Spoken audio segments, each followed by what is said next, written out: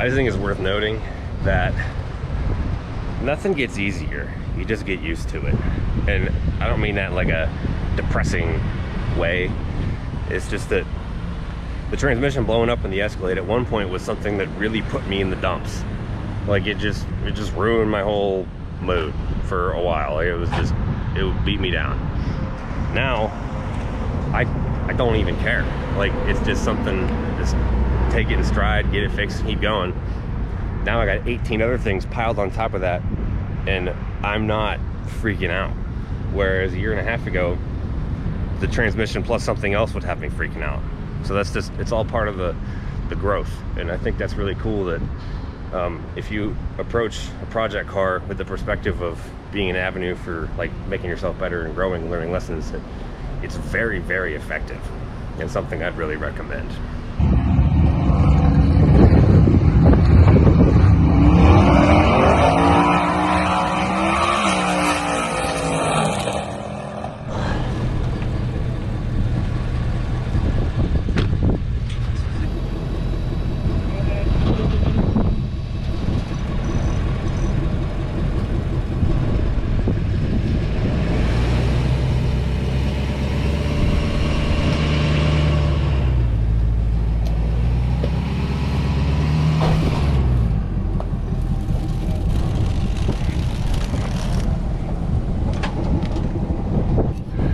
Well, that worked. You like you just let it finally let go, huh? Yeah, whatever was jammed in there got crunched and taken out. So I tried to start this thing to have power steering while he was flat towing me, and it locked up. Like, it rolls fine in neutral unless the motor's running, and then it locks up. Like, it broke the strap, locked up. And park still works. So I was really hoping it was a transfer case, but it's not, because if it was the transfer case, park wouldn't work anymore. So this is not good. I've never witnessed debauchery quite like this from a transmission or driveline failure, to the point where, like, pulling this thing out, we had to like bust something loose to get it out. This is bad. This is a big one, let me tell you. Tell you what, we might be down for a bit, guys, because if I'm breaking planetaries or something major like that, they're gonna break in a Turbo 400 too, because it's the same stuff. So if I need a big shaft deal, then that's some big money. Looks like we're getting it in here. Come on! Come on, Sam. Move your freaking piece of stool transit van. Well, you ready to do some dragging? Back here at 777. Basically, what we gotta do here is not get stung by bees, first of all, but move my truck and trailer out, roll the Escalade out, and it doesn't move, so we're gonna have to flat tow it up the little ramp back there into the building, because my trailer is too big to make the sweep to get up the ramp. Vehicular Tetris. Yep, see, there's the ramp there. Normal car, you could push it up, but this is too heavy to push, so. This is terrible. Welcome to Texas. It's like more muggy in here than the spot between your thigh and your ball sack right now. Well, I got the transmission out. I didn't film any of that because I'm kind of on a time constraint when it comes to getting back to Pittsburgh to do the transaction on this trailer. The guy buying it wants to use it for a race next weekend. It's just, it would have taken me twice as long to film everything as I took it out. It took me about 2 hours to pull it out. There it is, ready to go. And what I'm doing is leaving the Escalade here at 777, and the route from Dallas to Pittsburgh happens to take me right through Cincinnati, which is more or less where Extreme Automatics is. They're in Amelia, I think. So I'm gonna drop off there. Lonnie's gonna go through. We're gonna figure out what the heck happened. We suspect that it may have chunked a planetary, which would be best case scenario because that means that it's just a power game now, and I need to get better planetaries because I believe that's one of the only things in there that's not billet yet, because billet planetary gear sets are expensive, and generally people don't break the stock ones. So it's either that or the low band could be fused to the reactor drum or something. I don't remember specifics, but it doesn't happen very much. But what could be is sometimes there'll be noise in the ECU where it'll send like 2 or 3 volts to the trans brake solenoid, not enough to come up on a test light or whatever, but enough to crack pressure through that solenoid, and it'll drag that band on the drum until it burns up or like fuses to it or something like that. That's just a rough translation from what I remember of that conversation, but we don't know what happened to it until we open it up, so that's all speculation. I'm just filling you in on the process so you can speculate with me. Ready to go.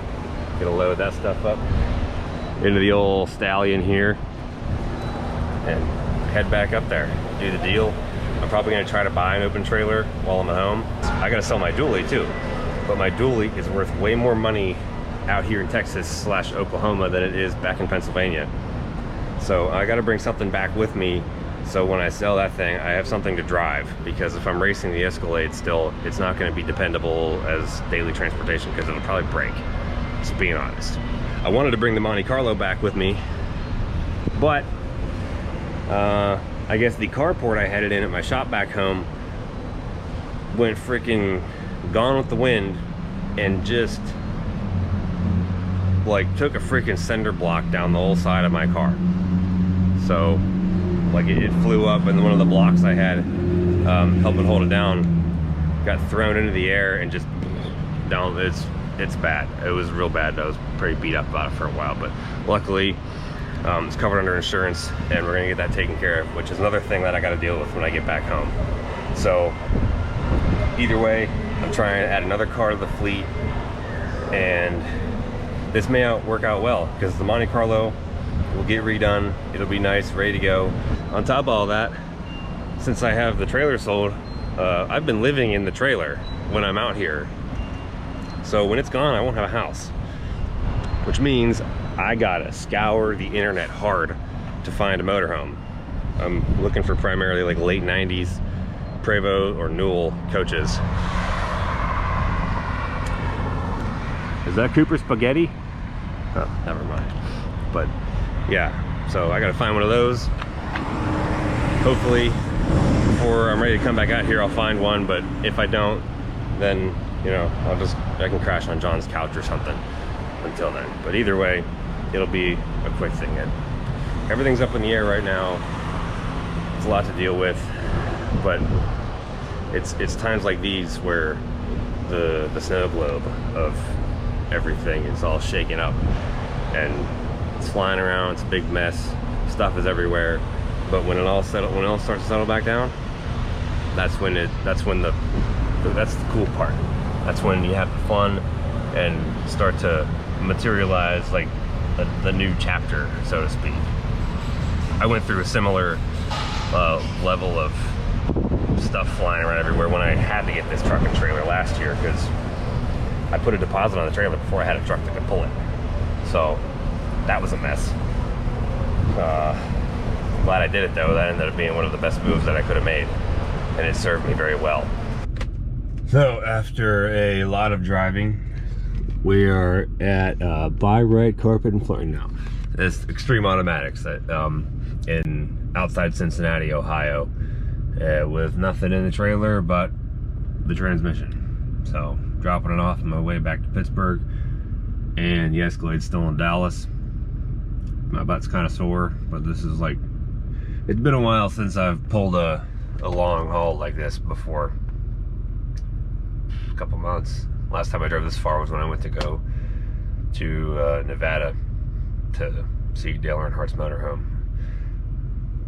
Went there, I thought I was going to buy when I went there, but it ended up not happening. If you haven't seen that yet, go watch it. This is where the baddest 4L80s in the world are built. If theirs can't hold it, nobody can. Freaking smush up their gravel a little bit. I'm a good person. I don't like freaking ripping up people's stuff. Didn't really have much of a choice this time. Yeah, I'm here. I'm actually here after hours, and Lonnie is coming over here to meet me because he had already gone home for the day. So that just shows you the type of place that this is, where Rossler wouldn't even pick up the phone on Friday. Like, I don't care what it was for. He just wouldn't pick up the phone on Friday. And if you weren't there when he was there, he wasn't gonna be there. Like, every time I talked to them, I felt like I was getting interrogated by the freaking CIA, and it was always my fault anyways. And that's what they told me. They never took responsibility for anything. So, this is the place to be. So I'm just now rolling back into Butler, which is the town that I'm from. The only place I've ever lived. I haven't been here in 9 months. And it is so weird how different everything looks. I'm not even to my house yet. I haven't been, like, I'm not even there. This is stuff I used to look at every day. Every day. And it all looks different now. All of it. It feels like smaller. I don't know. Like, I'm seeing things that I never saw before, and seeing things that I have seen from like a different perspective. I just can't wait to get all my ducks back in a row and get back out to the Midwest and do stuff, because I'm really reminded why I wanted to leave in the first place. And yeah, it feels like I just went into a time machine, just stepped back like 2 years. You want to see some carnage? Sure. I had them send me back my blown up gear set. No. So this will be a continuation of like a month later. So this will all be the same video from when it broke, and then I took it out and went home and all that.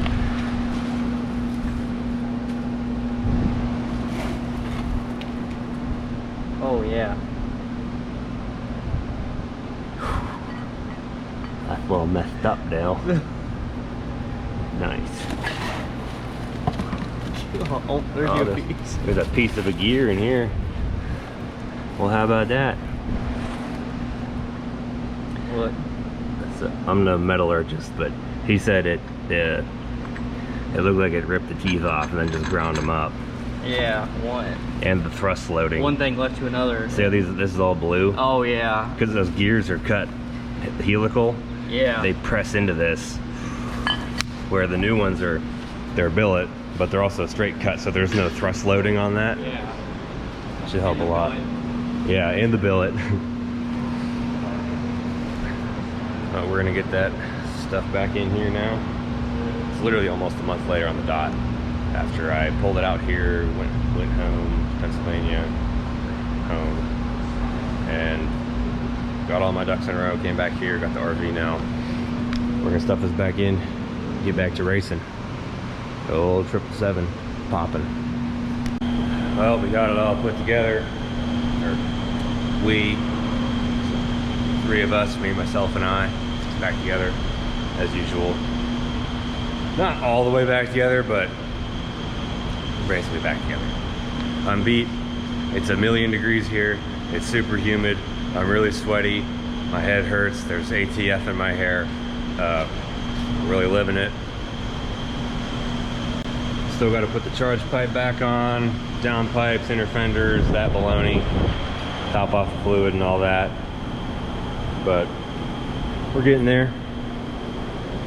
I'm gonna do that tomorrow because I just don't want to do it right now. I just don't. At some point, you're better off drawing a line between, should I just plow through and do this now, or go to bed, get a good night's sleep, get up when I'm supposed to, and do it then? Which one's better?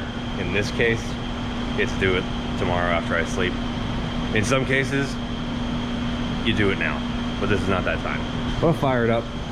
Let's see, you can make it, hear it. The throttle body with no charge pipe on it is really loud. It whines. Still wonder who did that. At Chase.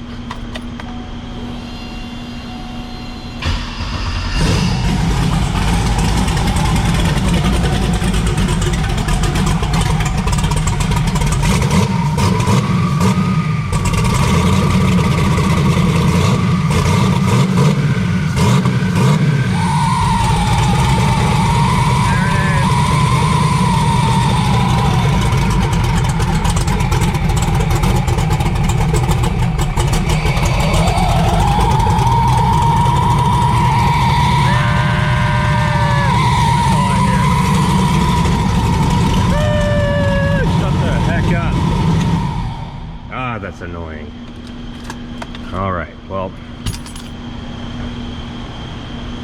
now close up shop here. I cannot wait to take a shower. Can't wait. So looking forward to this, and eating a bunch of freaking waffles and peanut butter, going to bed. So pumped right now. That's it. Don't have a plug in the wall yet, so my generator's been running for literally like a week. Like, since I drove this thing out of the dude's town when I bought it, it's been on. I turned it off once for like an hour when I was in Memphis with Adrian, and it's just been running ever since. 777, getting rolling. That GT350 is going to be a serious machine. It's got a sweet plasma man intake. They just did some nitrous and a cam in this RT Charger, which is something I've never seen before. I've never seen somebody do a cam in one of these. Like, I've seen it on the internet, but I've never like actually witnessed it myself. I'm really interested to see how it sounds and how it runs with the cam and the nitrous. And they changed the gears too. I'm not sure exactly what the ratio change was, but it's a good bump. It should be interesting, because you don't typically see people mod those things beyond like bolt-ons, at least with the 5.7s. F-150 is just waiting on its motor to come back before we can get chopping on the turbo system for it. And that's it. Just another day of busting ass. I'm trying to upload every day now. I'm keeping up with it. I may miss a day, but I'm gonna see how long I can go until something happens where I'm just like, there's no way I can upload today. And that's the only way that I'm gonna miss it. Because now I'm in it to win it. I hope you are too. This is the beginning, this is the ground floor. And if you're listening to this now, someday you're gonna tell people that you were there from day one. Hit that subscribe button, we'll see you later. Something else I'd like to add is that today, a friend of mine passed away, Christian Nyberg of Speed Society. He's one of those guys, I didn't know him super well, but every time I went to SEMA and PRI, like, he was part of the group, just hanging out with him. And that, he was basically solely responsible for me getting my first ever sponsor in Wolf Aircraft. Of the whole story where I slept on the hotel room floor of my friend Randy at my very first PRI in 2016. They let me put my air mattress in there. Well, Christian was the other guy.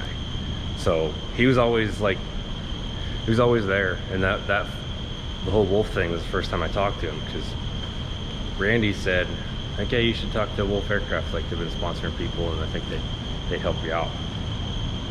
And I'm like, well, who do I talk to over there? He's like, I don't know, ask Christian, he knows. So I messaged Christian on Facebook, and he's like, yeah, you know, it's this guy. And he's like, this is what he looks like, and here's his number. Like, he's real active on Facebook, you can message him there. So pretty much like walked me through. He's like, tell him I told you to talk to him, like, whatever. So I did, and Wolf was all about it. They're like, yeah, we'll supply your tubing for the Escalade. And I was like, oh my God. That opened the floodgates for me, because I no longer had a lot money for tube. And once I did that, the sponsorship train really started rolling, because I did it once with that, and it was like, if I did it there, I could do it again. I could do it again. It was like a drug. Like, I was hooked on it. It was fun. And Christian just got that ball rolling for me. A little over a year and a half since he found out about his diagnosis of brain cancer. Today was it. That's it. Like, he found out right after PRI, right after I was hanging out with him.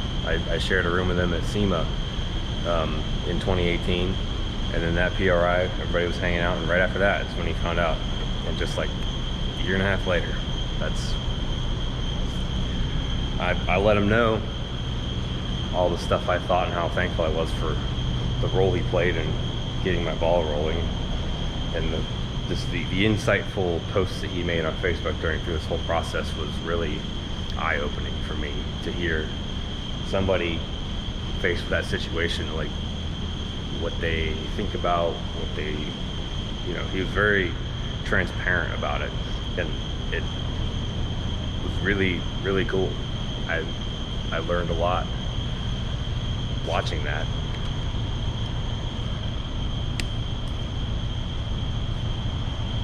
I'm gonna roll my window up. Suck it. Well, Christian had this 69 Camaro that it was like his project car, and when I was starting to build mine, he was doing his, and you know, he'd ask me about parts, and I'd try to help him. Be like, oh, well, you need to talk to these guys. You use this. This is good. This isn't good, and whatever. And he was just like, man, I really need to get rolling on this thing. It's been sitting here forever. Like, I want to drive it. And then the world came crashing down. The guys from Speed Society went and took his car out of his garage, and they did like a no budget, insane build on it. So he could, like, he really wanted to drive it while he was still around, and then eventually give it to his son. And they did a killer job on that car. Twin turbo, like aftermarket block deal, like super, just insane car. And he did, and he got to drive it. And I think that's really cool. They did a whole video series on it. I'd recommend checking it out. It's really heavy. It is for me, because I know the guy, and he played a key role in my start. If that happened today, I just wouldn't feel right if I didn't say something about it. Christian, I appreciate you. And our paths crossing may have been brief, but the lasting impact of that interaction cannot be quantified.